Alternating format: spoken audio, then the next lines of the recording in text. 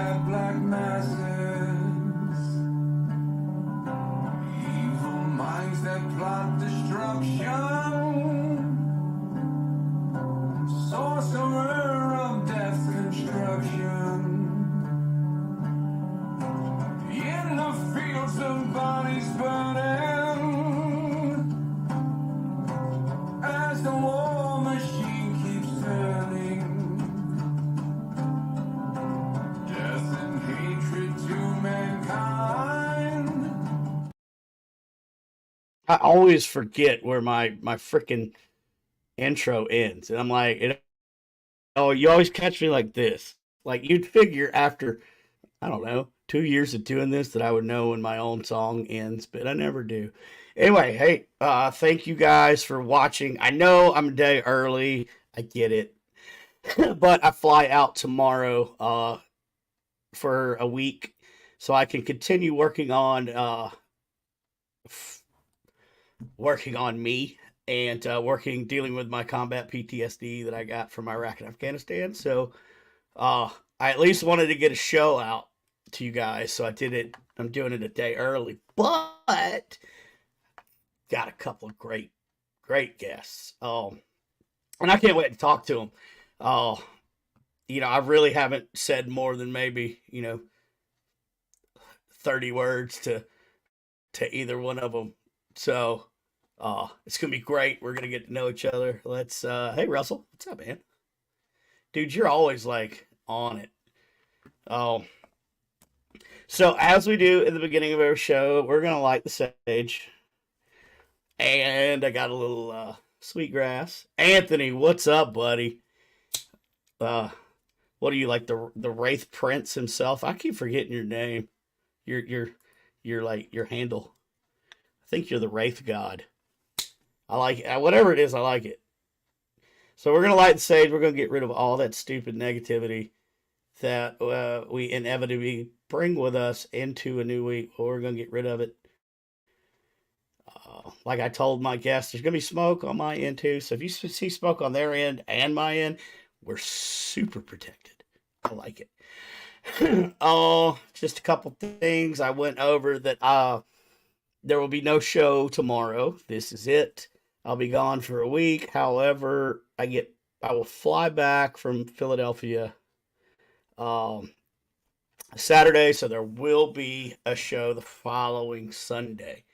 Hey Barbara, how are you? Thank you for tuning in. I know it's a day early, but anyway, I have some amazing guests. I have James Annitto, and I have Beanie Medium. So I got to see them on. Oh my God, was it Bigfoot and the Bunny? I think it was Bigfoot and the Bunny the other day, and I really enjoyed what they both had to talk about. And plus, well, I've never had a demonologist on the show yet. So let's talk about them creatures that go bumping the night a little bit. We'll probably talk a little bit about some Romania things. I'll just dangle that in front of you. Romania. Without further ado, let's welcome James and Beanie Medium. Hey guys. Hey guys. I'm Brent. I think I smoked up too much over here. You got some sweetgrass there in you, my friend. I'm telling you, like usually, like I always keep sweetgrass wrapped around it. Sometimes I light it, sometimes I don't. Tonight I went wild and I'm paying for it, but that's okay.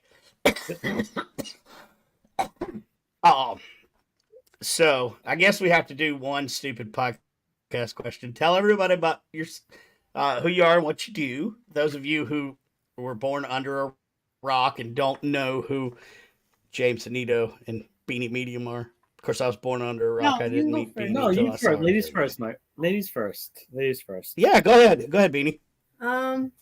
Okay. Well, I see dead people. I have right on. I have been since I was a kid, starting at 5 years old. I've had multiple experiences. Also, around the age of maybe 10, I could start hearing them and maybe talking here and there to them. And then when I got a little bit older, I started getting more vivid dreams or visions. So have that. And on top of that, I also do tarot for whatever. I just enjoy it. And I was growing up on it because both sides of my family both have that in their genes, I guess. Like my aunt had, tarot, and then my mom and her side of the family, we had like witches and stuff in Portugal. So I guess it's in the blood. So yeah. I mean, it makes sense. Uh, and I'm going to come back to that because I have a question for you about what it was like growing up. But let's go ahead and let James go, and then I'll get back to that question. Go ahead, my man. Yeah, so if you do live under a rock, which I hope you do, because like Patrick Star to SpongeBob, But so I'm James Annitto. I am a former deacon with the Catholic Church, as well ordained with the Church of Christ. Previously, before that, as a deliverance minister, but my forte is demonology. I am what people would call a demonologist, renowned in the sense that I have helped countless people. I have added value to the perspective of theological and scientific viewpoints to the topic of demons. I have been in the paranormal field since I was 14, going on 15 years old. So I am 33 years old now. So what is that? Almost 19 years, 6, something like that. Countless years. I am also a psychology major from SNHU, and also a theology degree holder, as well as somebody that works in the construction industry for the past 10 years of his life. I am a project manager, but I grew up learning all different aspects of MEP trades. So I basically have been doing this for a very long time. As well, like Brandon, I am, probably did not extend my services as much as him, but also former military. I was in the Army. And I've been doing this for a long time, looking for answers, seeking questions, helping people. And, like Celine said, since 5 years old, I was probably about 8 or 9 years old. That really kind of contemplated and activated my mind to the idea of preternatural force. My retrospect of it wasn't so ghosts and spirits. It was more the dissection and question of what God or higher power is. And that's really kind of what led me to where I am now. I could talk about myself, I guess, for the whole show, but who wants to hear about that? I'm hoping the audience, because they sure as hell don't want to hear me just sitting here forever. So, can you guys still hear me pretty good? Yeah, Yes. I hear your handsome voice, Brandon. Don't worry about that. Well, it's I just got this brand new mic, and I don't know. So uh, Beanie or so is it Beanie Celine? Is that No. where we get the beanie from? Because I just heard you say, I thought you said Celine, and I'm Yeah, like, that's cute. that's so in high school I was called Celine Beanie, but my name is Celine. So to make it Yeah. cuter, they made it Celine Beanie. But I usually just go by Beanie, but I don't care if people call me either or. And to add to it, to be honest with you, I did not know her. We met. We've been together for 3 years now. Of course, we had a little split. That's probably predominantly known on social media, and people that follow me kind of know my history. But she actually always tends to. Well, not so much more now, but when I first met her, and then through her youth, from my understanding of her, is she always used to wear beanies as well. So she was wearing a beanie Got tonight. it. She was activated like Voltron, and she had became Celine the Beanie tonight. But now she is Right Celine on. No Beanie tonight. Celine No Beanie. That's gonna be so much fun to slide in later. So, I should have like Celine No one of Beanie. those Okay, so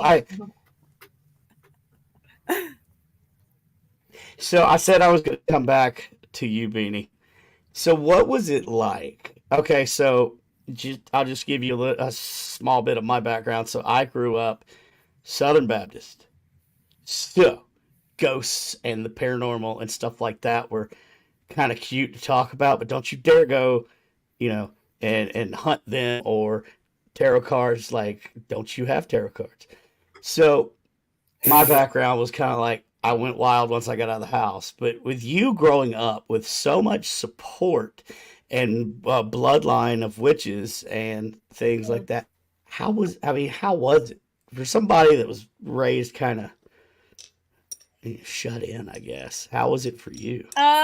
So that's a very hard question for me because it wasn't. I kind of felt like I was thrown into it, but at the same time, like my mom didn't really agree with it, but also knew that I was gonna have abilities when I got older. Like she knew that. Um, almost all my brothers have the same ability as well, you know. Um, so like I just don't know how to go into that because like when growing up, Fair. I felt like I was thrown into it just because my mom, she used to be very into tarot and she used to always do it around me and my brother. And like she would try to get us like away from that, but she would still do it. So I would always end up being in that room because I gained interest into it, if you know what I mean. So later in life, Yeah. that's how I got into tarot was because of my mom and my aunt because they used to do it together. But with more of the fact of the ghosts and stuff, when I was younger, I have to say, it was very scary for me. I just felt like nobody would believe me. I felt crazy. To this day, I still feel crazy at times. Sorry, your hair was sticking. That was bothering me. It's okay. If you don't mind, I can tell you a story. Well, this was the beginning. I don't mind at all. This was the beginning of actually, he knows about it. The beginning of where I knew and really understood that I had abilities. Right when this happened, because it was multiple people that saw it, and I didn't feel as crazy as I did. So growing up, I was born with a disability. I have reading disability, so like I didn't really understand and do things as well as other kids or learn as other people would. So we would have like people come to the house and teach us things and show us things. And for some reason, this one lady that came to the house, that was, she was a piece of garbage. I don't want to swear. She was a and You're more than welcome to swear on this podcast if you want, because I usually do. She was a bitch. She was a fucking asshole. Let's go that way. There was a particular day where she came into our house, and we were all in the kitchen.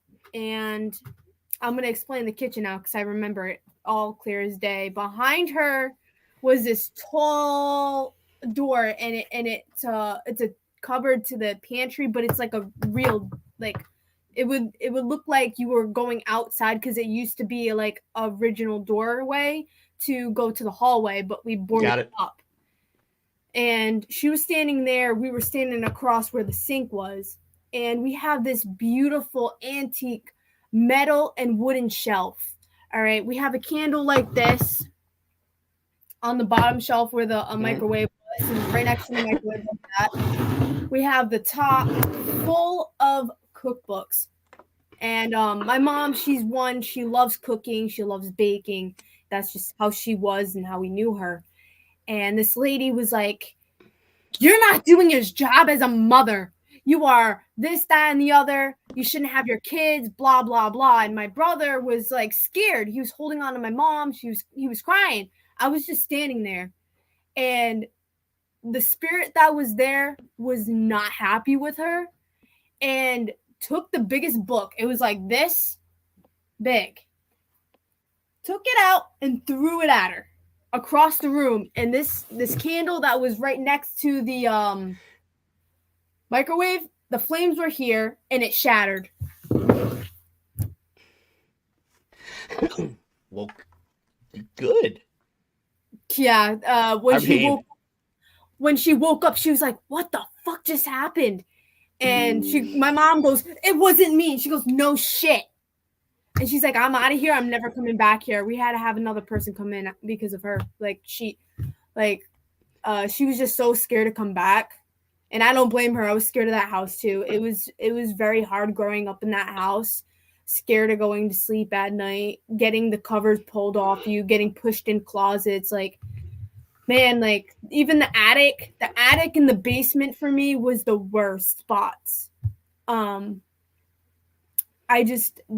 preferred not to be in the attic the most because that's where a lot of the paranormal activity would be because of the windows. The windows are right across from each other, so it would make a portal upstairs. So what I have to do is open one window and close the other. Yeah. Wow, so it sounds like you were bum rushed into the paranormal. I had no choice. Literally and figuratively. Yep. Right. Well, but I mean, even through all that, you seem to, you seem to be okay with your gifts, and I'm glad to see you on podcasts with James, and it will continue, and you'll come into your own. I'm just really, really glad that I got both you guys on here. So thank you for telling that story. Yeah, I have a lot of stories. Yeah. And you know what's fascinating too is, and I look at her story, and I'm a polar opposite of to how she came up into this, because I don't claim to have abilities that I do. I am one of those people that agree that everybody, we call it the sixth sense, even though in social science we understand there's more like 9 senses nowadays. So the ideology of the sixth sense is really mundane to scientific viewpoint. But at the same time, if she has a sense, a clairvoyancy or a clairability or a mediumship ability, I tend to think that we all tend to have that ability. But when our brain develops, we've learned now that the brain stops developing or reaches the point at 25 years old. But when we're young, there's so many things still developing. So our openness to the spiritual realm is more able, because, of course, one of the things that is important, I think, when it comes to mediumship or even some clairability, is the keen idea of imagination. And I'm not saying that in a bad way, but I'm saying that with imagination, we're able to be more open for messages, for things that are unconceivable to the idea of civilization, thinking that it's only 44% of, which is still a lot. 44% of people believe in ghosts in the United States. And that statistic might have grown over the past few years since the last time I researched that statistic. But, with me, though, it wasn't, I didn't believe in ghosts or God or angels and demons. Growing up, I was we call it neo-Darwinism nowadays, but I was a Darwinist when I was a kid, because I was so into evolutionary biology in the same sense. But I was so against the ideology of a higher power because of just the traumatic history that I went through, being adopted and given up by my parents and taking that, being raised by a Lutheran family. So my development through the paranormal was really sought out by questions and TV shows. tomes, television shows.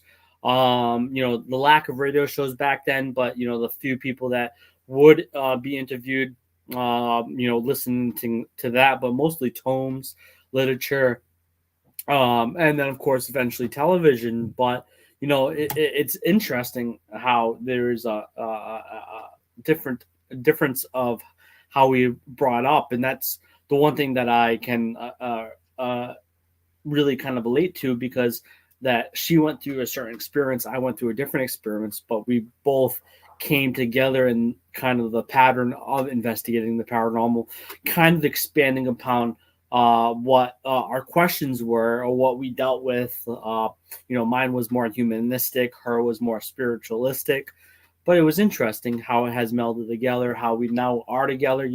When we first got together, she had no clue what I did. And it was fascinating to find out that, what she had appeared to claim as an ability, because I had no knowledge of her. And of course, when you have no knowledge of somebody, you have doubt at first. But through observation and through other people's testaments of what she has gotten as readings, that I could come to say, okay, well, it's very interesting, and the relation and how we came together was fascinating. Maybe it was God given, or it was meant to be. I do think that as much as we argue sometimes, but we do love each other, that there is a reason that we were unified in life. Because I feel like that she is to be my partner in this. I always looked for, and I say this loosely because, I have my love-hate relationship with Ed and Lorraine Warren. I respect a lot of the things they did, but I also loathe a lot of the things they did as well. But, inconceivably, Right. I was, have always been wanting to look for my Lorraine. And I think I have found my Lorraine. And I feel like with her development with what I do, and dealing with dark forces and dealing with people on the psychological sense, that I feel like that there is a great sense of matrimony there, and synergetic value where she will be able to help me and I will be able to help her in our continuous path forward. Right. And it's funny how things always seem to work out the way that they're supposed to. Uh, you know, there's no coincidence. Um, but speaking of the paranormal realm and doing all the work, are you still retired from the paranormal? No. Well, as I said on Bigfoot and the Bunny, which is, I believe they have Bigfoot and the Bunny, and then they had Dark Horse Paranormal. I think we were on the Dark Horse Paranormal. Chris Carr and That's right. Kristen. You're I don't know Kristen's last yeah, name, unfortunately, but we're really actually great friends with them. We grabbed dinner with them. We talk pretty constantly, and as I said on their show, I'm not at this point necessarily retired. Like, using that word, back when I got back from Romania, and went through the breakup with Celine at that point in time. I was in a very dark place. Of course, when we're dealing with psychological trauma, a lot of our actions aren't fundamentally thought about in the right sense. And I have stepped away from the right. many have times in the past, because with what I deal with, and I'm not saying tooting my own horn or being egocentric, but what I deal with, and my specialty and what I'm known for, specifically in this field, it is hard to handle and deal with when you're psychologically imbalanced, dealing with Right. breakup, dealing with loss, dealing with regret and hatred for yourself.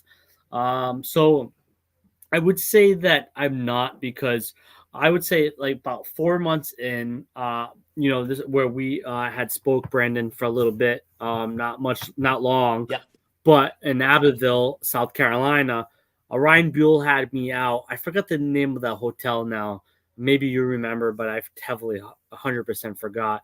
But it was Ryan invited me out. Sam Baltrusis was there, who I work with heavily, and we did an investigation, an event for his PRS group. He does events for his PRS group, where it's basically a learning development event for his team, which investigates his cases for him. And he invited me out because he knew like how much I love this. Ryan and I are very close friends, and he knew that how much this field meant to me. Like I said, been doing it since 2004, basically, and now Right. it's 2023. So it's a darn long time for somebody to step away from, and not to be a part of their life. And for somebody like Ryan, they specifically know the withdrawals from this field, especially with what he went through in his personal life. So he invited me out. Right. It felt so good to be involved in it. A couple months later, I was a part of another event. And then I think around that time, I started consulting with people again. I wasn't necessarily physically getting involved because it wasn't the proper time to pull that trigger. But I would consult people. I'd get them to the necessary people that could help them proactively more than I could. And then eventually, yeah, I would start to say that I started getting into more investigations. And when Celine and I got together again, we've been to San Antonio and we've investigated a few different locations since we've been together. I was supposed to physically be involved with a few of my clientele, but due to their own volition, they stopped their communication and it dropped off, and I was no longer able to physically get involved with those cases, even though I was planning to. But yeah, no, I would say I'm not retired anymore. I'm not in the same capacity or capabilities of what I was once was. I was Right. I was at the pinnacle of everything. I was doing, cases either every weekend, or I was at conventions every weekend, either talking about the topic of demonology or my experiences on the paranormal in general, or any other forms of divination that I'm specialized in, or involving myself with cases or consultation, and then of course running groups that I had either founded or consulted or associated with. So I'm not at that level right now because for one, I have two little boys, one upstairs probably playing video games. He was supposed to pop down and say hi because he really thought like he would become Mr. Beast, would be able to see him on the show, and maybe he will. But I have two little boys. I have a 17-month-old and a 7-year-old, and I've taken the understanding of realizing that they are what matter, and I was really subjugating my family to my lifestyle and my love and what I am meant to do in this world. Yeah, I have a career that is what pays me, puts a roof over my head, and thankfully it's a great career, and I've worked very hard for where I'm at. But my sub career is my true love, and I don't make money off of it, and I cannot, I cannot utilize it as a point that would subtract me away from my family. So yeah, I'm not retired anymore.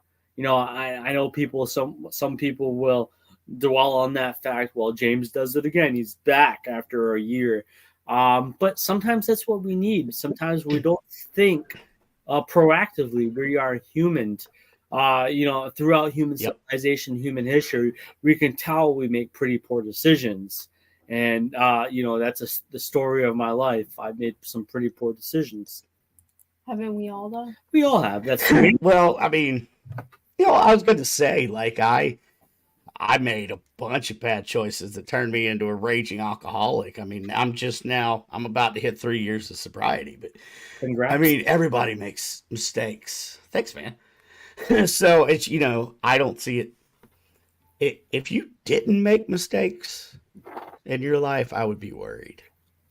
Yeah, nobody's perfect, Brandon. You know, I think that there's only a few people in our life, and through humanity, since we've been hominids, that have ever come close to the ideology of perfection, and even like somebody like Jesus Christ. And I know some Christians will probably roll in their graves right now, but even Jesus Christ, the Son of God, if you look at it in that perspective as a Christian, um, had to go through trials and tribulations himself, before he could realize his true intent of his purpose.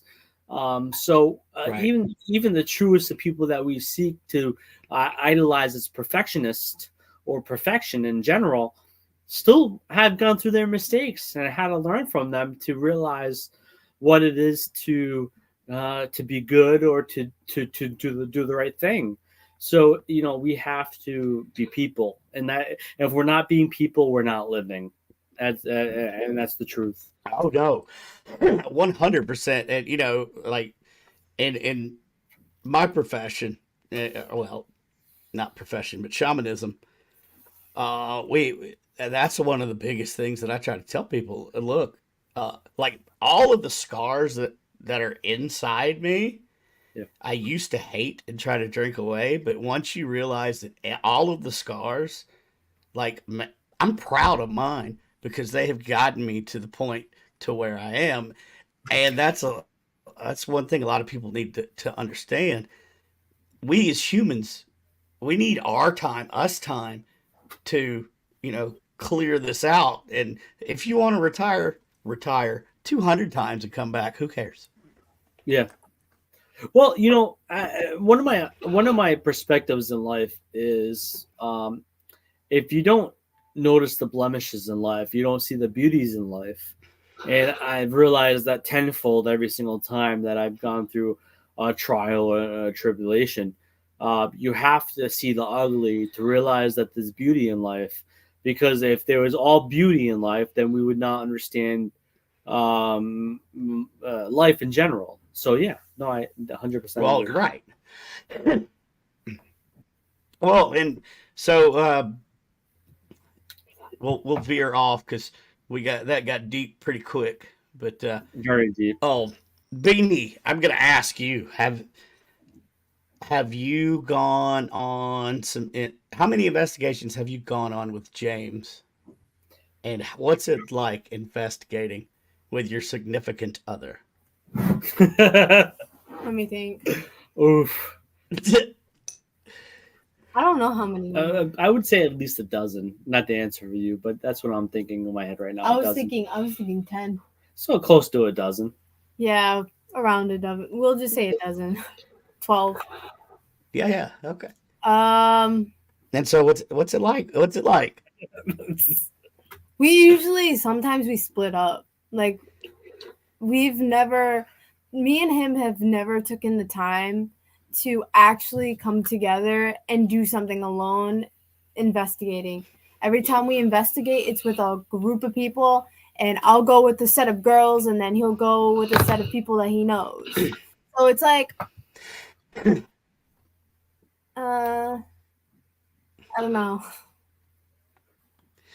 Can't really answer. Well, I understand where you're coming from, especially me being with Supernatural Inc. with KD Stafford and them.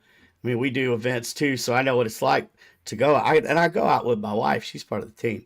But when we get there, it's an event, and I go off with this group, and then she's off with another group. So it's the same. You're I not going hope to get any one-on-one quality. I hope me and him can be able to do like, me and him. So like, because we've talked about us becoming a team one day, like having our own Identity. our own thing. And I'm hoping, because we were supposed to do an antique shop and we had to bail because we were sick. I had to go to a doctor, he had to as well. And we were both disappointed, and that was one of the reasons why I was disappointed, because it was me and him doing it. It wasn't, 12, 13 people. It was just me and him doing something together. so we can know if we would work well together as a team. You know what I'm saying? So Yep.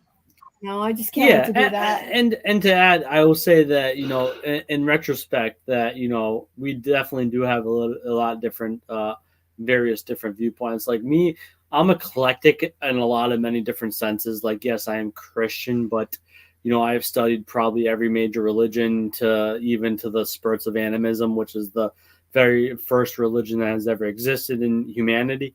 But we have various different approaches in the way we investigate. She's more approachable on her abilities, and yes, I do use people with abilities part of my tool set, because I feel like it's a necessary reach and outlook to utilize. But I think that when we come to that point that we investigate together, just intimately, that it will be cohesive, right? Because I will listen to what she has to say.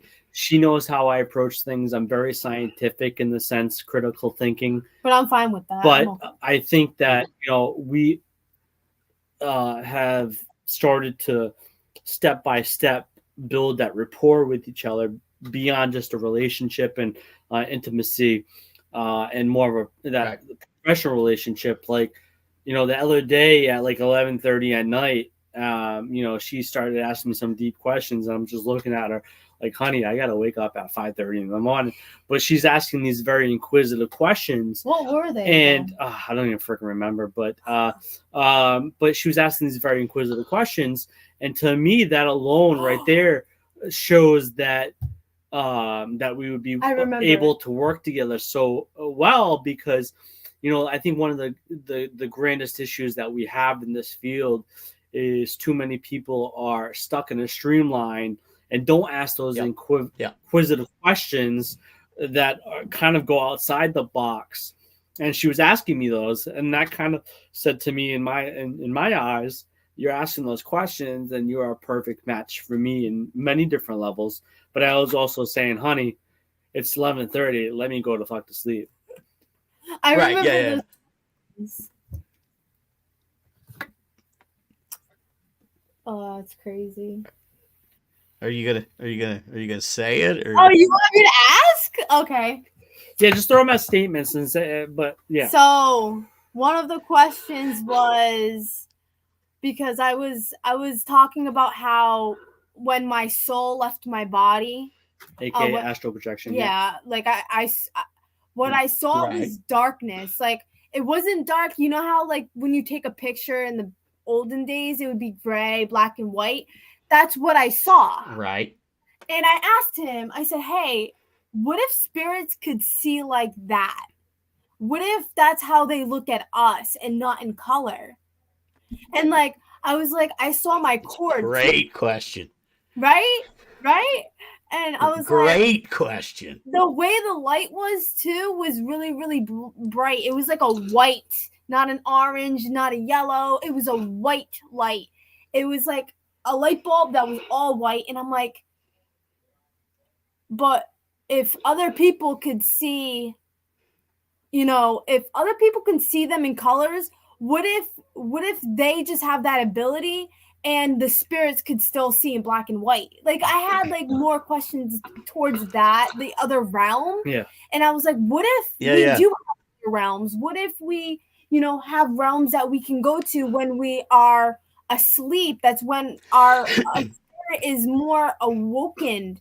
When we're sleeping, we see more, like, at least me. Like, what if there is fairies? What if, there is mermaids? What if there is unicorns? Like, my mind was like, where are these people getting all these stories from? And he's like, imagination. I'm like, then where would they get it from? Like, if they're sleeping, they could be, their spirit could be traveling to another dimension. Like, you never know. Yeah, and to add to it, it wasn't all imagination. Like, I gave examples to, like, the mountain gorilla that was found in Japan in the early 1900s, where they were a legend and a folklore, and then we come across the mountain gorilla, and then we realize they exist. Right. Then there's the kraken, which we have eventually found to be the giant squid, which was proven to be existed when we actually found a body of one. So I was saying that Yep. a lot of these interpretations of folklorish legends are of animals that are misunderstood or rarely ever seen, but are actually existing. And then in the modern age, where we're so scientific and we have drones and we have Everything satellite has to be imagery seen. and everything's seen now, that we start to have an inclination that a lot of these ideas that people thought were supernatural are actually now tend to be reality and of the physical Right. and natural realm.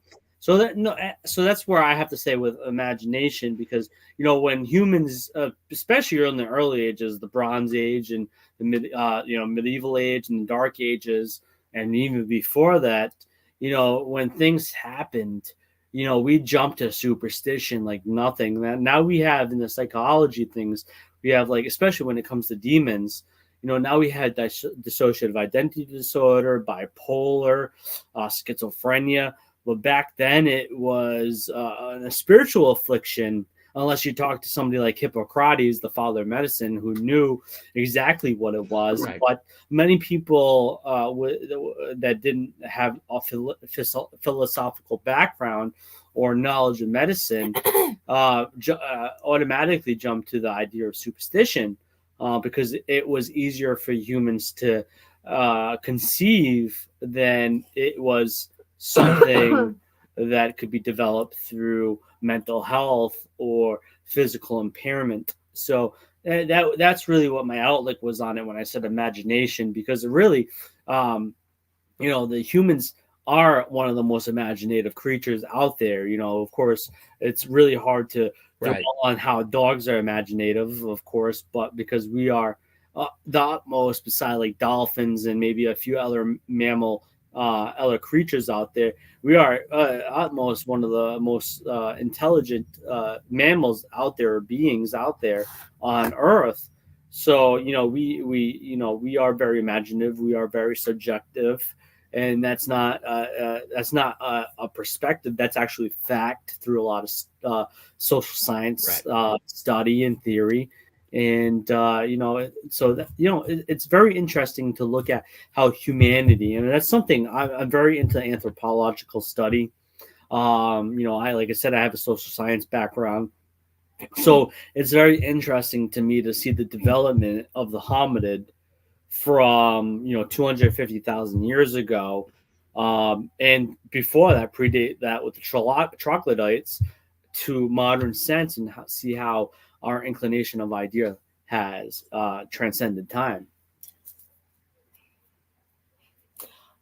What if And it's Go ahead, Brandon. Sorry.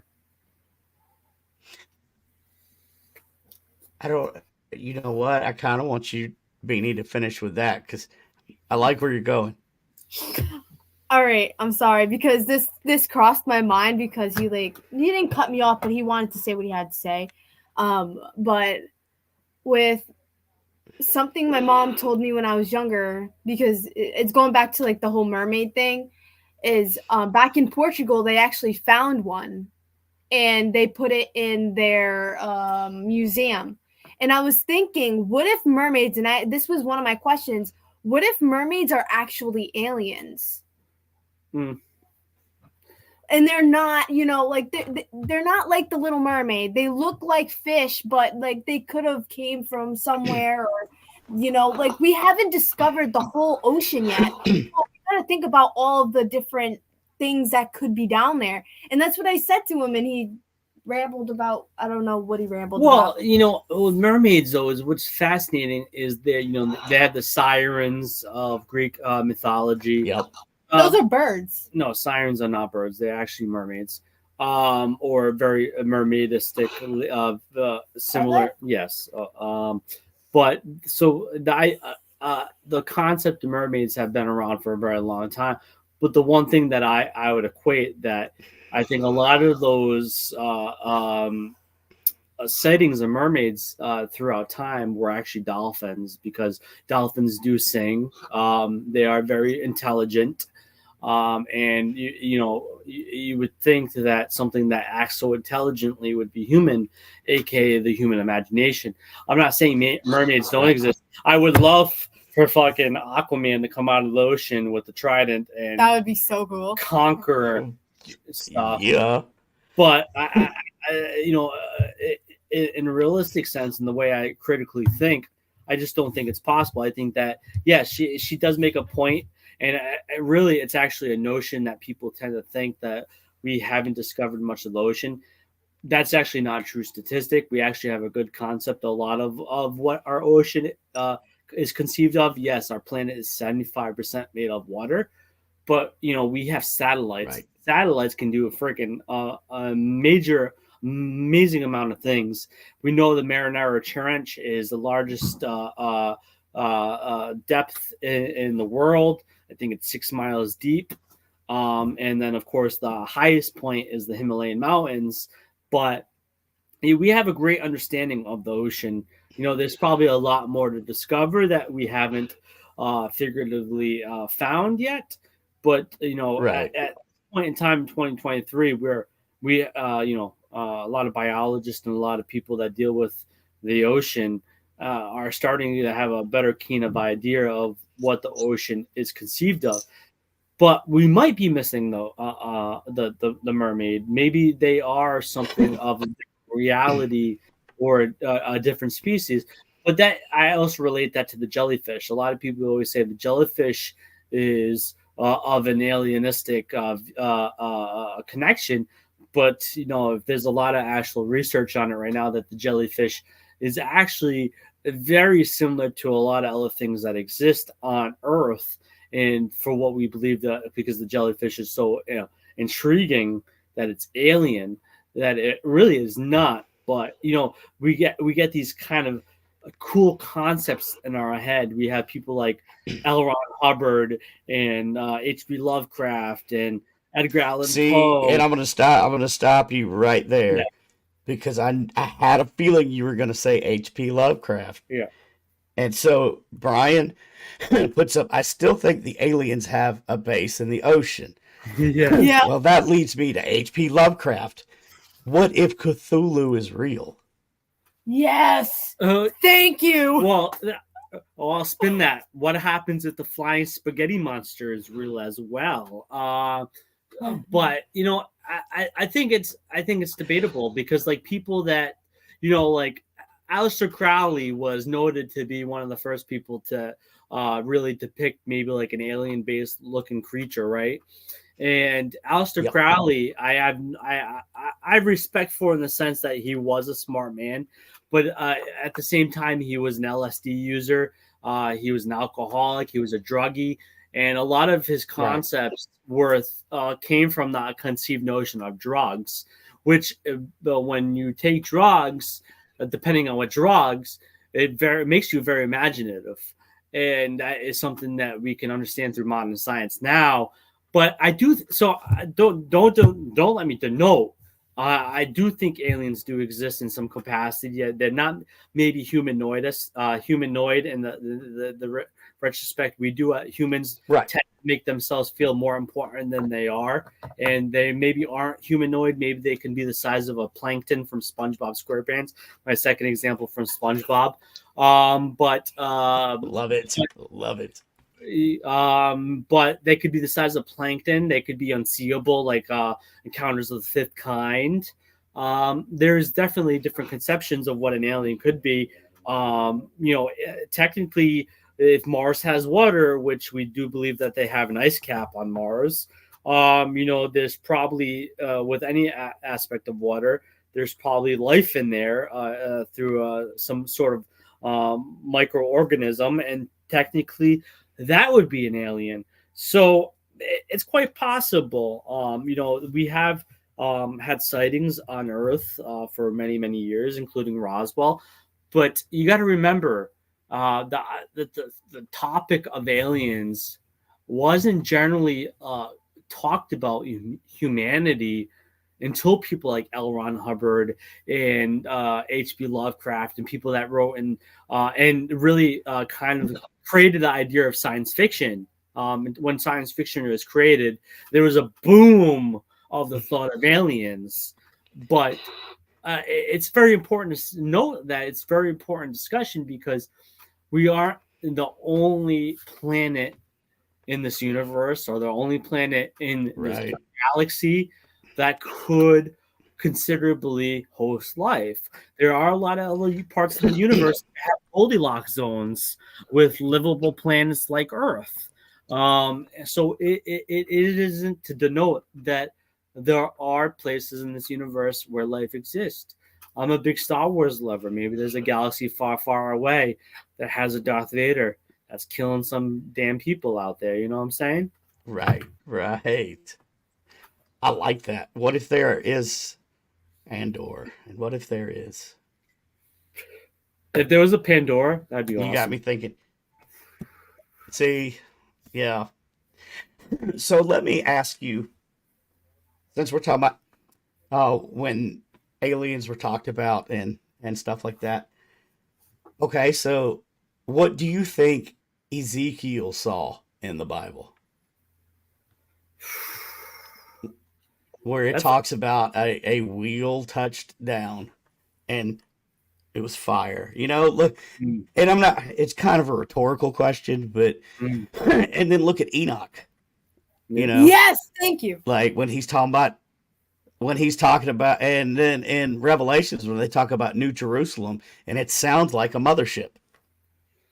Yeah. I mean, you know, it's just, Yeah. now, am I thinking that way, or? Well, yeah. Well, it could be once again taken out of context. So, like, I definitely can't denote that the possibilities that exist. And you got to remember, biblical scripture was written by many different people's perspectives, and then passed down a millennia and rewritten, and Right. then to the exact aspect of what we have now. Maybe we got to remember, there's meteorite showers that happen on not a constant basis, but if you see shooting stars, or if you look up with the telescope, you might see a meteorite. And maybe the idea of that wheel of fire is a meteor. Maybe it is conceivably an alien coming down. I'm a big ancient alien theorist. I think a lot of it doesn't denote to actual history. People that think that aliens built the pyramid, I don't think it actually happened. I think the pyramid actually was built because it took a very long time to build a pyramid. If aliens built a pyramid, it probably would have been done in days, or maybe months. It's interesting on the perspectives of scripture and historical viewpoints. Like I said, I don't denote aliens because I have worked with MUFON a couple times on my case. I respect ufology. I respect the ideologies of UAP now through the government perspective. I definitely think it exists. I think people have experienced it, maybe have definitely been abducted. I don't denote that fact. But what is the reality to the subjectiveness of it? It is the hardest point to debate. Yeah. But what I always say is that I wasn't there. Like, I wasn't there when the Bible was written. I wasn't there when Jesus was alive. I wasn't there when Muhammad was preaching Allah. I wasn't there when Buddha was a figure.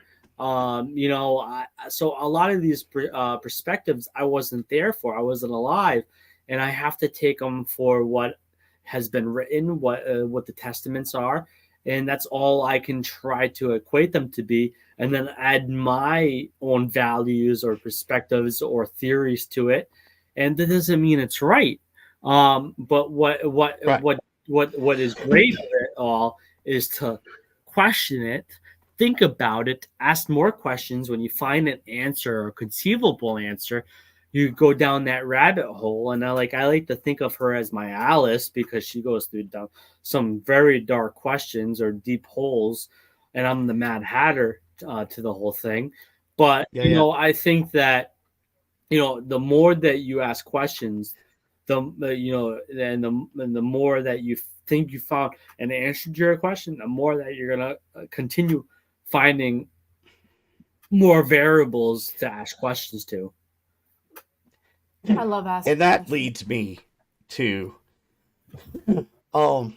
actually, I think we're gonna take a couple minute break if you get something to drink or whatever. And then can you guys hang out for another I don't know 30 minutes or Yeah, why the hell not? While we're on break, I'll go check on my Awesome. son, make sure he's not burning the house down. Yeah, I'll see. there you go. And so guys, cool. See you in a minute. Guys, please stick around for part 2 where I'm actually gonna ask about demonology and these questions, and then we're gonna talk to Beanie Medium a little bit more, get to know her more. But hang tight. Be back in about 5 minutes. I'm gonna leave some cool, relaxing music on for you guys. Hang on, let me find it. There. Take a second.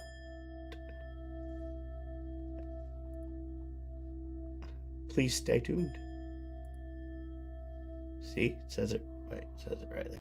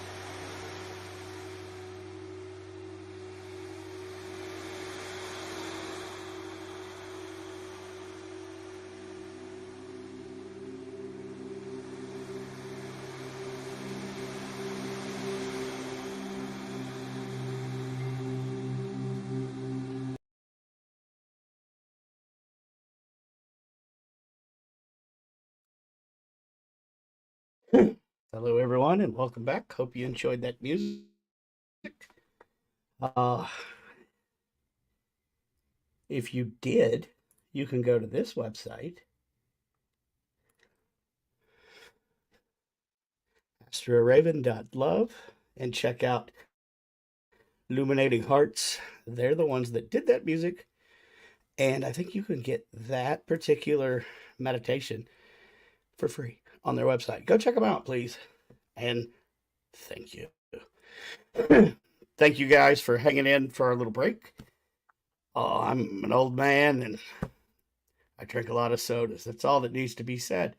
Um, but listen, we are going to continue. Like I'm enjoying this interview with James Annitto and Beanie Medium. Let's bring them back up. If I can find out where my damn mouse is. There it is. Hi. Hi guys. Good. I see your house is not The house smoking is or burning. fine. Yes, he is. Okay, wonderful. He is fine. I was actually surprised. He actually wanted to come down and say hi. I looked at him. He was like, "You need to come down." He's like, and he's just like laying there like a mute. So that's good. That means when I go up, he'll sleep probably. Yeah. Oh, yeah. And Greg Koss, thanks for joining. Yes, it is Saturday because I'm flying out tomorrow to do stuff. Yeah. Don't worry, I'll be talking to you before I leave. And hey, Brandon, Texas Wraith Hunters. Yes. So, James, let's get into demonology. Now, I want to, before we get into it, I want to say, since the Euphrates River is starting to go dry, and all of this hatred in mankind, do you, first question, do you think any of the bowls have been poured out? And will this increase demonic activity? Generally, people experience demonic activity when there are higher outspurts of hatred in the world. And do I always note to the fact that it is really truly demonic? Sorry. That is the questionable factor because I haven't come across many true demonic cases in my many years of doing this. I have come across them, but it is a very much so rarity. But I do feel like that hatred does not help the unification of one people, and for one the spreadance of good. So yes, I think that with where we are at in the world right now, with multiple wars going on, genocides happening in Africa, the Right. disdain for similar and like people, friendships, and acquaintances in America through political views and so on and so on. I definitely think that it will help gravitate the demonic and the aspect of evil towards humanity more, and that in the keener sense, that if you think of the devil as a true being, Lucifer, the light bringer, aka the devil in true light, and look at the true etymology of that, of course, that word and the development of that person or being, then and how they fell from the graces of God.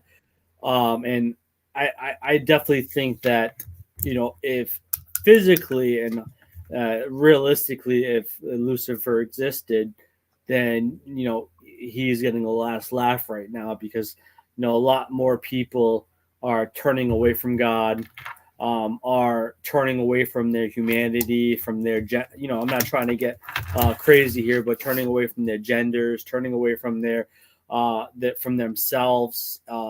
There's a lot going on in life right now that's creating disruption in Right. in our fortitude, to be honest with you. And I think that it doesn't help with our with our unified mindset. It doesn't help with our consciousness. And I think if we stay on this path, and I'm not saying this to be some sort of, apocalyptic conspiracy theorist over here, but I definitely that if we continue on this trend, humanity won't last as long as it should and could. And I think that unless a meteor takes us out and 10 more million years, we have the ability of longevity on this planet. But at this pace, and how I think how the devil is not affecting us. The devil, I think, doesn't necessarily. So let me get this to be honest with you. The devil doesn't necessarily affect us in the ways you think it does. The devil utilizes our weaknesses and our disadvantages against us for us to make that decision and for us to make the wrong decision.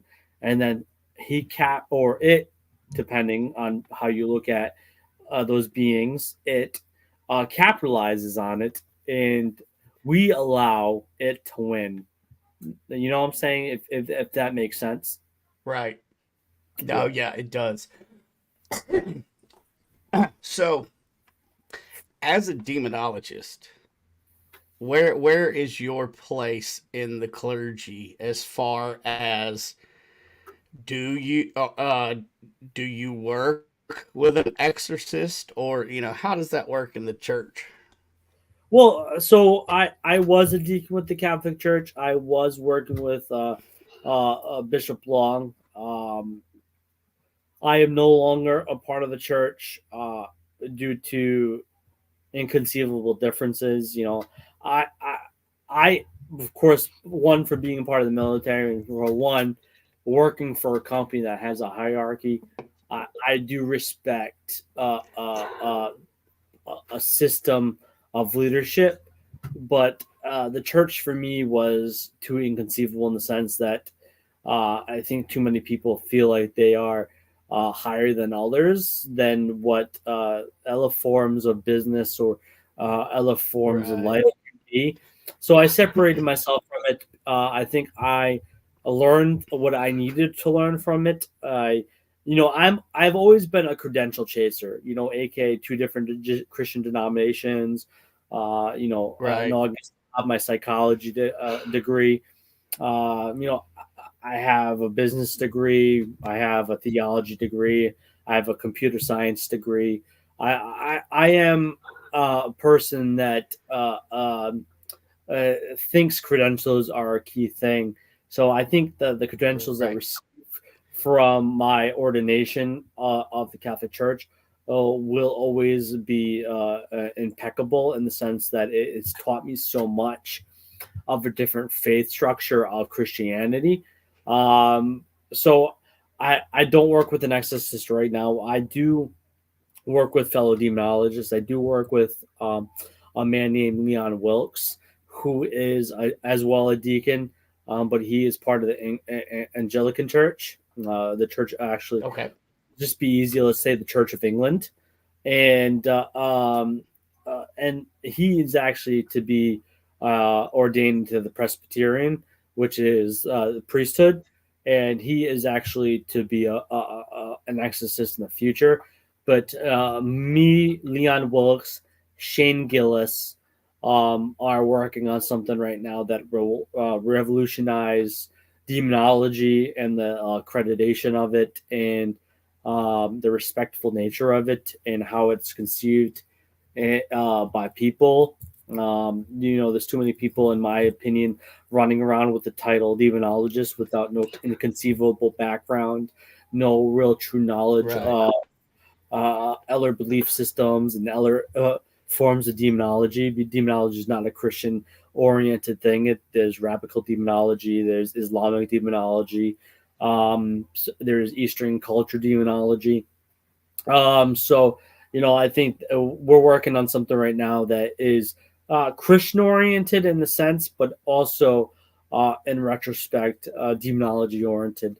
I think that once that comes out and comes to the attention of people, I think it will be a game changer in the landscape.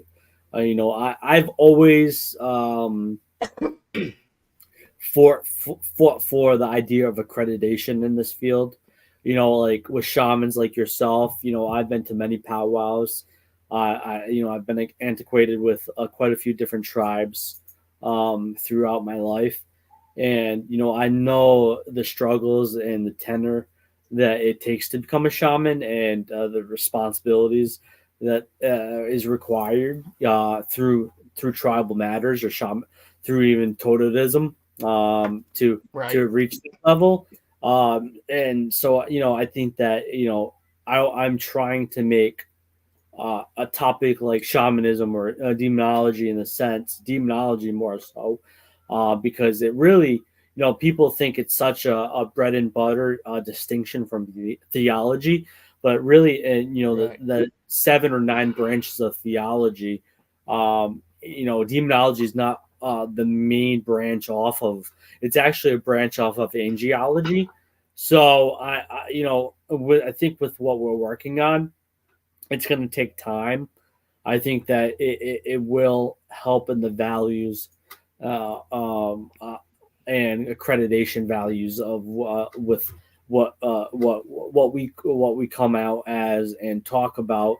And I think that hopefully we'll clean up the space.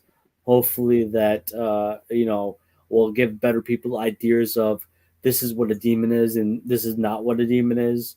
Because a lot of my cases, and I'm going on a tangent right now, but that's what I am. I'm a life of I'm tangent. good with it, man. Go for it.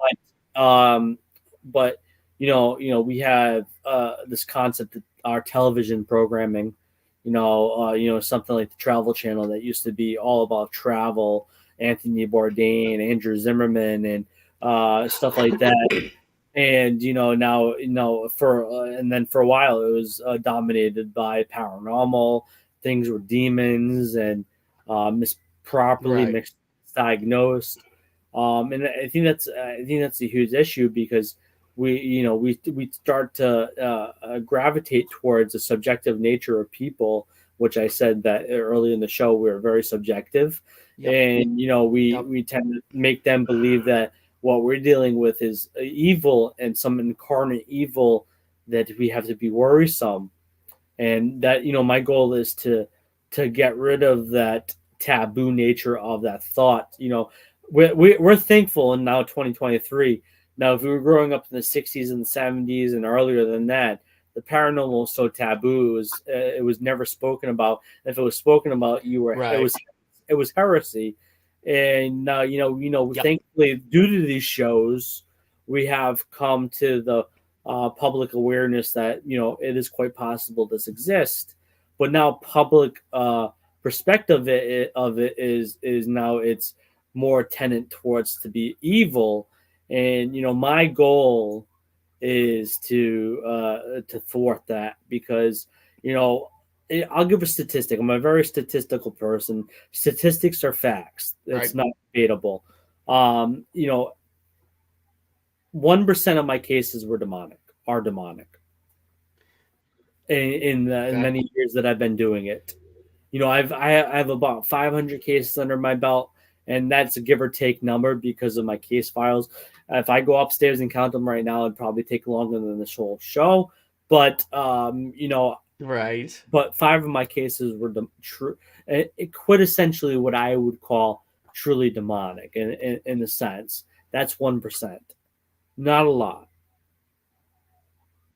Right. Right. Yeah. I mean, I've been a paranormal investigator for 25 plus years, and I don't think I've run into demons in my childhood, but that was because I messed with the Ouija board and it just blah blah Ah, blah. But see? I know I don't do it anymore. I make Ouija boards, but I don't use them. You do? Don't get me started. Keep talking. Okay, right. So like I haven't run into demons, while investigating, and it's just And then like you brought up Travel Channel. Well, especially if you put on just this one show, there's a demon in every episode. Yeah, it's the longest running show of paranormal and on Discovery Network. To be honest with you, like I give credit to those guys. I really do because it is an entertaining show. It really started off with the idea of conceivable data and of the search for the unknown, especially that first documentary. But Right. to continue and to have life force not be non-existent like many of these shows that have come and go for many years. And I know, Brandon, you have seen it come and go. I have seen it come and go. Oh yeah. Many of our friends that were part of these forums have come and go. So what they're doing, I don't agree on in the sense of in a professional standard, but in a sense of pop culture and as an audience member, I can respect what they're doing because it is making ratings occur, which is what entertainment's about. And when it comes to mass media, but in a professional standard, it just makes my life a living hell in the professional sense. Well, and I get it, and I'm not gonna sit here and pretend. Sometimes I still watch that show. It's very entertaining. Mhm. No harm, no foul. Plus, you got to give credit where credit's due. If it wasn't for that particular show, a lot of these small locations that just relied on ghost hunters, Yeah. they saved a lot of those locations, a lot. Yeah, So, they did. but so where did I want to go? Beanie. Let's Yeah, let's give talk Beanie a ghost hunting for a question little bit. because I like the I feel like I'm the Yeah. Elon Musk of the paranormal because I'm just so hyperactive in my thought that I just don't stop. Can I just? I That's wish I was okay. with Elon though, but So, Beanie, with being with James and being around some haunted objects or whatever, can you see demons? Have you seen?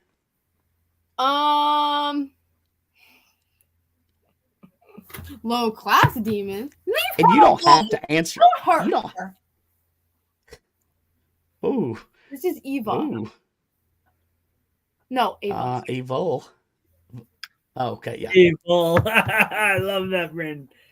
No, Eva. But yeah, get to Eva. the question about I feel you do have a story. I do have a story, and James doesn't really agree with the story, and I don't really give a I flying agree. hoot. I just said I agree no, with it. because I've told you about it, and you looked at me like I was nuts. All right, you looked at me like I had 5 heads. One of our friends, her name starts with, what's her name? The one that owns that house that she's fixing up. She has. Wildwood Sanitarium. Yep. We went over there, Brooke. Yep, Brooke. We went over there to investigate, and I made a couple friends there. It was really cool that day.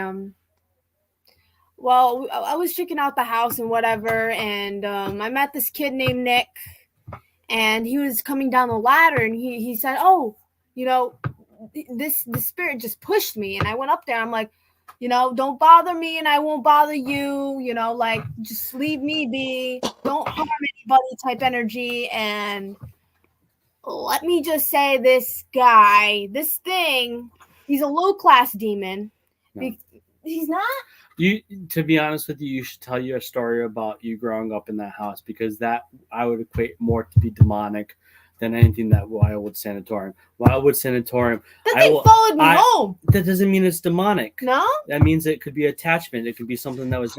But what I would say is, okay, to be honest, talk about your house because your house that you grew up on Brown Street, I believe it was, in East Providence, Rhode Island, was quintessentially what I would relate to be demonic. And I will go to Okay, my grave saying that could be demonic. All right, fine.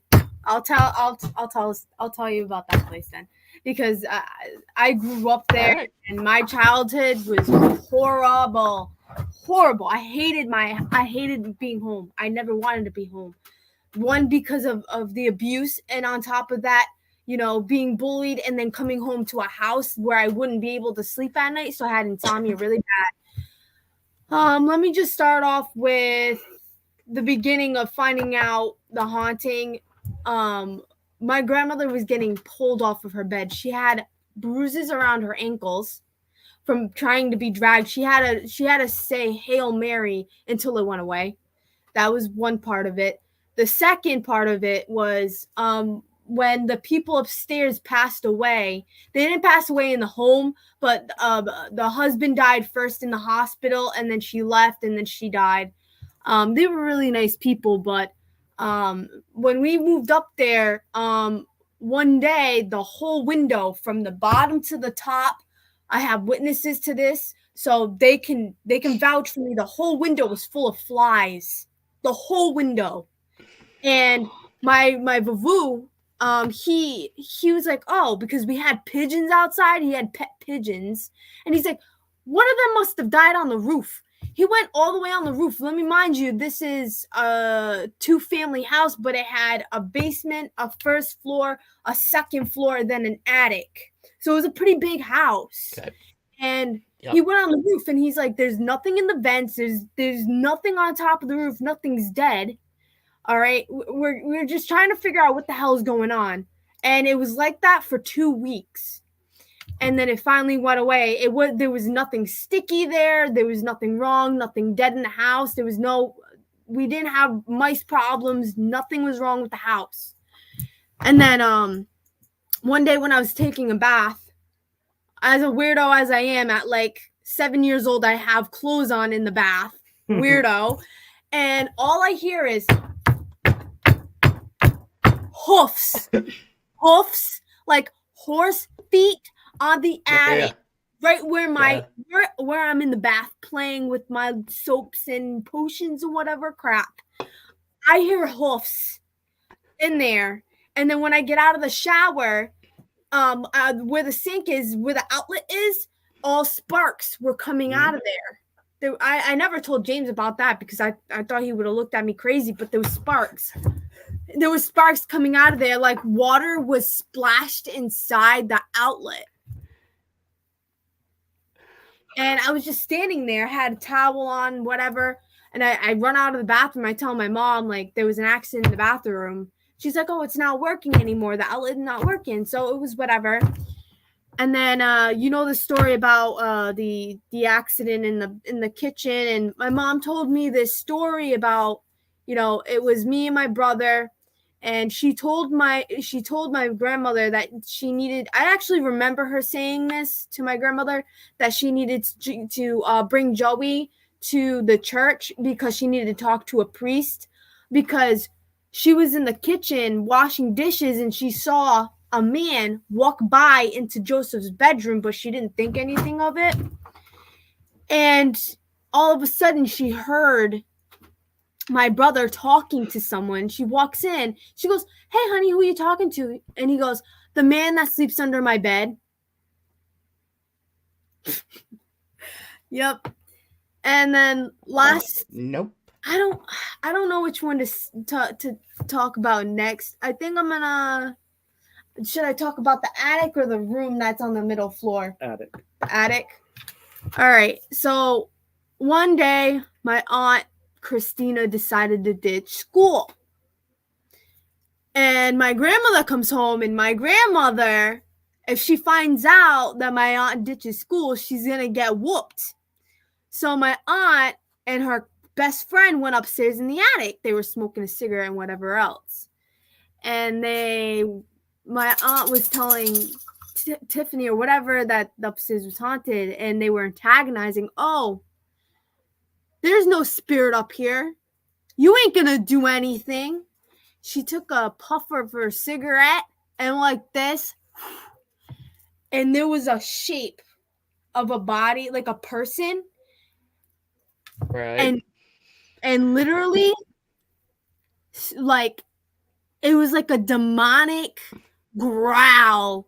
It was so loud that my aunt and her friend didn't run down the stairs. She jumped down the stairs. She literally tripped over steps trying to get out of the downstairs, out of the attic. And See, and that leads me to a question. I guess James, maybe you can answer this. It's always an attic or basement. yeah, Well, Like yeah. what? Well, it's interesting to think about that in a sense because, well, for one, an attic and being an HVAC guy, right? As my career, we have conditioned spaces, right?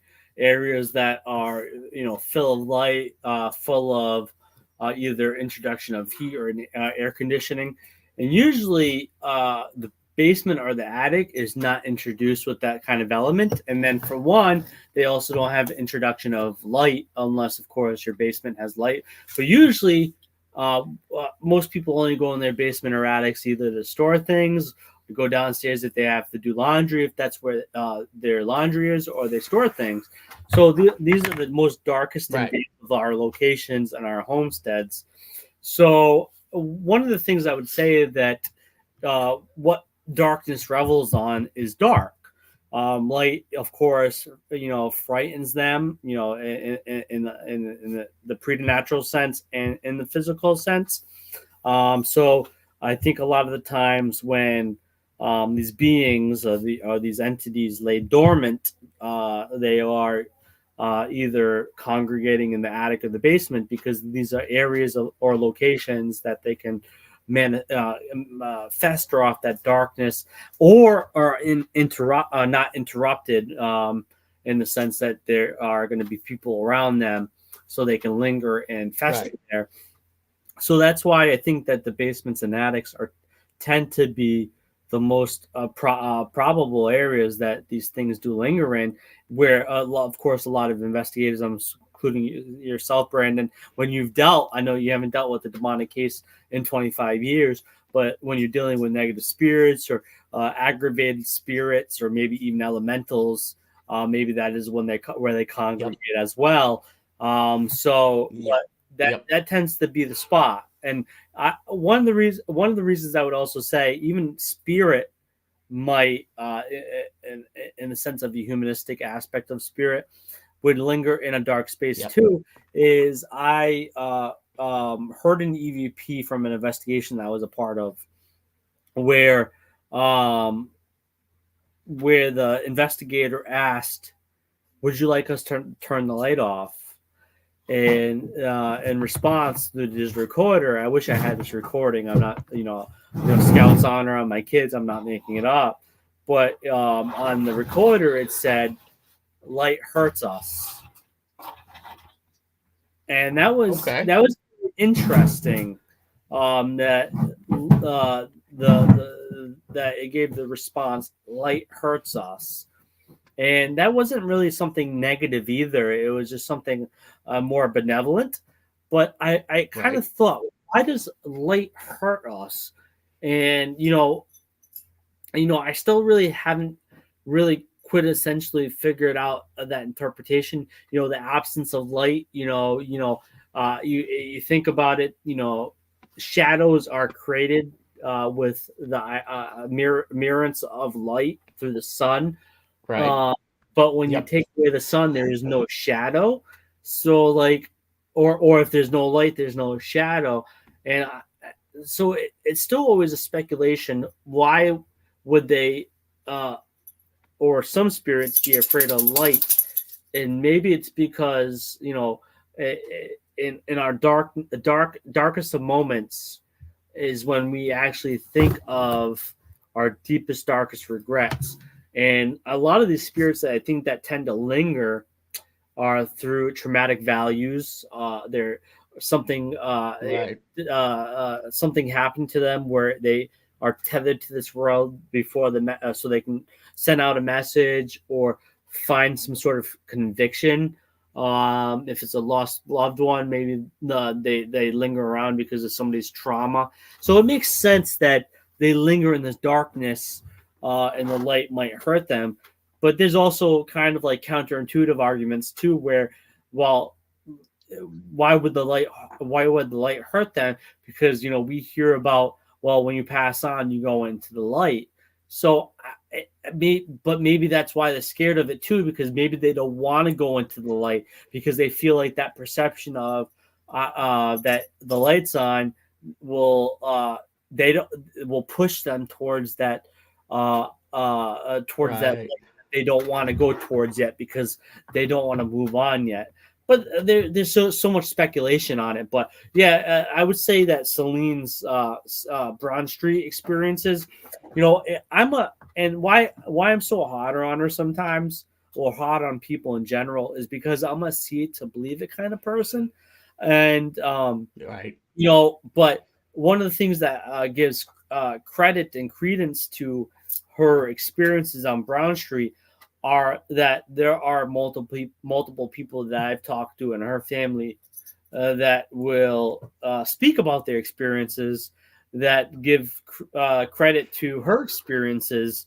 So I feel like through that shared experience, it definitely gives validity to her to her experiences, which is very important, because if Right. multiple people experience it, that creates validity. If one person experiences it, then you have to debate where their mind or their imagination comes into play to reality.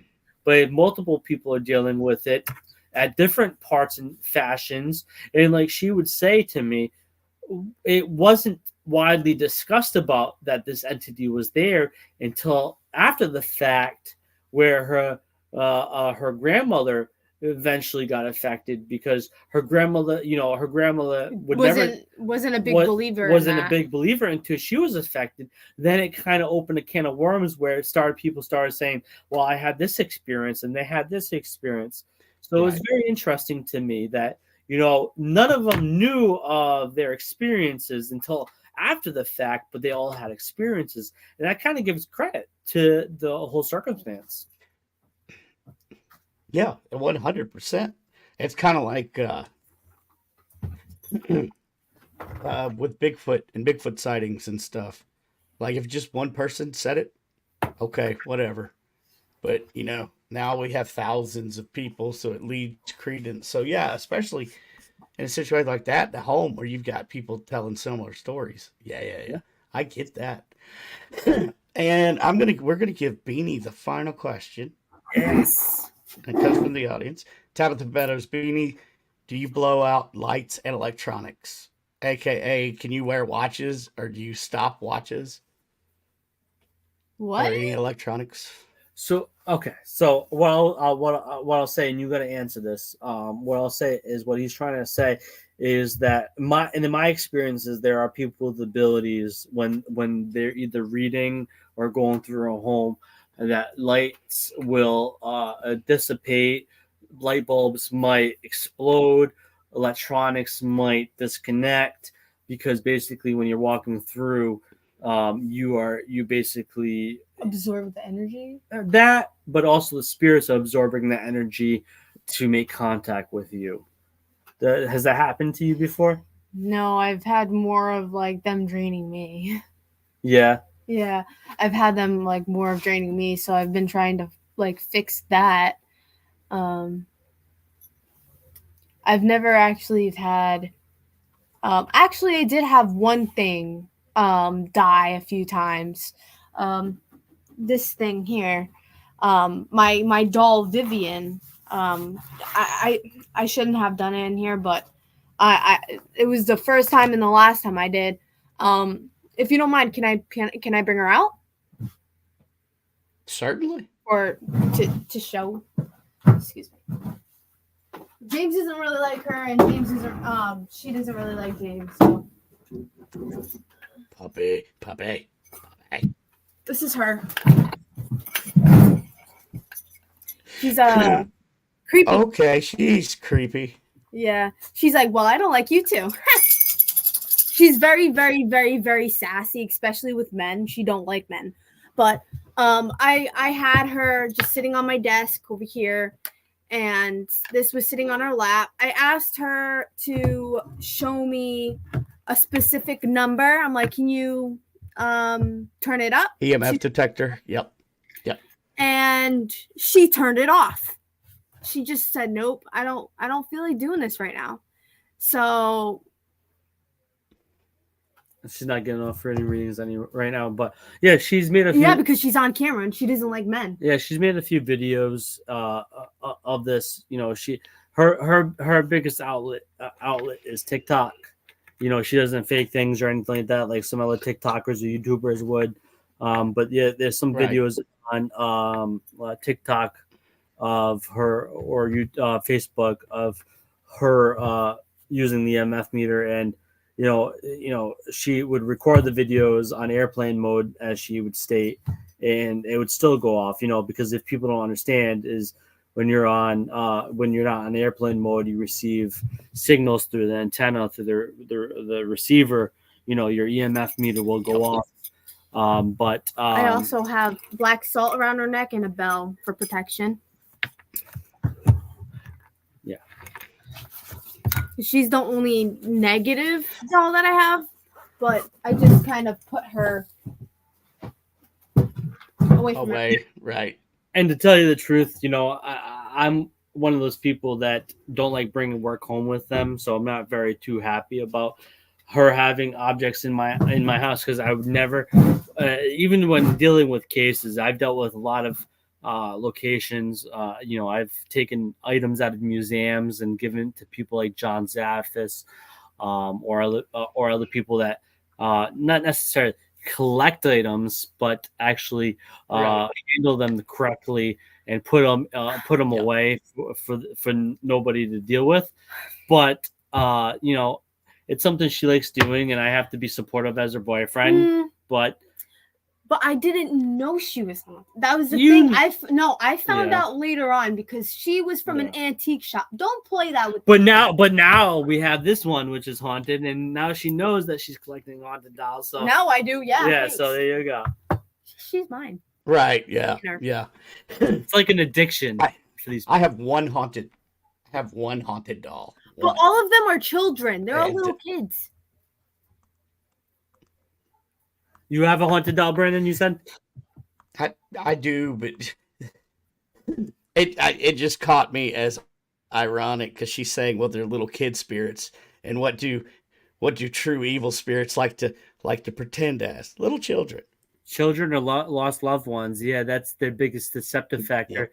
So they put the biggest charade on, is they play off as something else, and that's what I try to tell people. You know, is like, when you're involved in the paranormal, like, as much as it's an oxymoron to say it, for me to say it, you know, when you're investigating, it's like playing with fire, and you don't necessarily, even a medium, you know, I will say this. I've been on multiple radio shows for a very long time, some of the most prolific, and I've caught flack from it, from the spiritualism movement, but I've debated a lot of mediums that I've told, hey, yes, you can have this ability to speak to the dead, see the dead, being a clairvoyant, be clairaudient, hear them, be clairsentient, and so on. But because you have somebody come forth to you, and you feel like it's this, that doesn't mean that you can't be deceived and it be something else. Because if you're too much onto your abilities, then that is called being egotistical, and that you can't be wrong, and something much stronger can actually deceive you. So I always think that when we're investigating, you know, we're like playing with fire, because really there's so much an unknown factor to what we're doing, that, you know, we're talking to something and we feel like it's benevolent. Really, what happens if it's malignant, and it's going to invade our life? So yeah, no, you're right. Most demonic hauntings start off as a very benevolent force, and they want the person that they're trying to target, or the homeowners, the family, to try to lower that guard down, and kind of start in a form of invitation or a sense of communication, which is also a form of invitation. If we have a debt caller or a spam caller calling us and we pick it up, that's a form of invitation. But yeah, no, once Right. we open that line of communication, no holds barred at that point in time, because then we're willing to deal with the ramifications of our actions by opening that line. But yeah, no, many demonic hauntings are with either children or lost loved ones or lost souls, as they come off saying that they need help. And then once you beckon to give them help, is when then it becomes Right. the 180 factor, and then they start being Yep. malicious.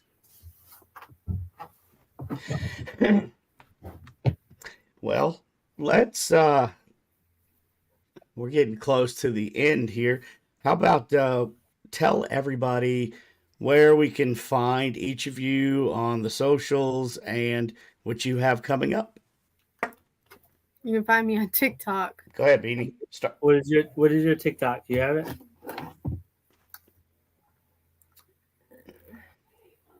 And also on Facebook, not to speak for her, but Beanie Medium, Beanie. I think I spelled that right. Medium, like medium. And And then then Celini_Beanie is my TikTok. CELLINI_Beanie is her TikTok. She has over 11,000 followers. She does TikTok. I'm amping her up right now because she's my girl. She does tarot card readings, unboxing videos. I will say I have a love-hate relationship with tarot cards and many forms of divination. I'm very well versed in them. But she is a hell of a reader. She has given people peace and tranquility in their life from her readings. So, watch her videos, reach out to her.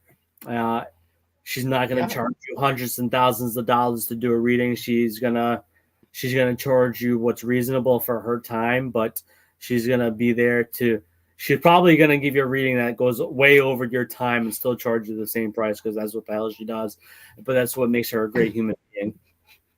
He knows me so damn well. See, that's awesome. I don't even like TikTok, but I'm gonna go on there and add you.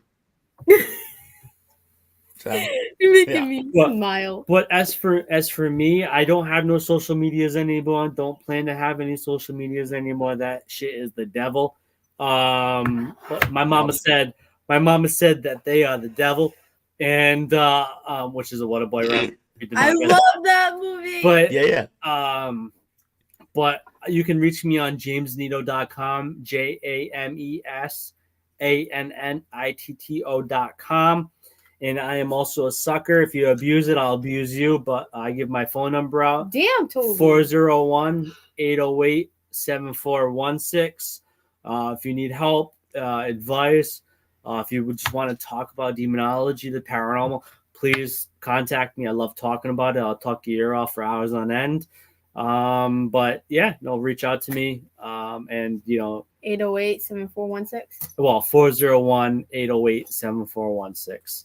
You should know my number. I was right. Jesus. I was right. That's awesome. Well, thank you guys so much for taking time out to come on the show, especially last minute. You want to see something real quick? Yeah, go ahead. Okay. That's Toby. Oh my God, that's a ghost. Yeah, look. Yeah, it's a ghost. Yeah. It says Ghost Malone, aka Post Malone, but it's now Ghost Malone. Yeah. I wanted to. Yeah. Okay. All right. Yeah. I like that. We had to put that in, I guess. I would show you my dogs, but they're not allowed in the studio. So one time, because my green screen got ripped down last time, and I'm like, because I got nothing but trash and crap back there. You don't need to see my world. Don't come to where I live. Anyway, thank you so much, and I want to thank everybody for tuning in. Saw some new people in the chats. You guys are always welcome. If you are watching on YouTube, please hit that subscribe and that like button and other stuff that YouTube tells you to do. And I always end my show with a saying, and hopefully it will mean something to the two of y'all too. I say it's not about surviving the storm, but it's how you dance in the rain that matters. I like Good that. night, guys, and tune in not tomorrow because I'm flying out tomorrow, but the following Sunday. Tune in for the new episode of Shaman Sundays. Can't call it that today because today is Saturday. Good night, everybody.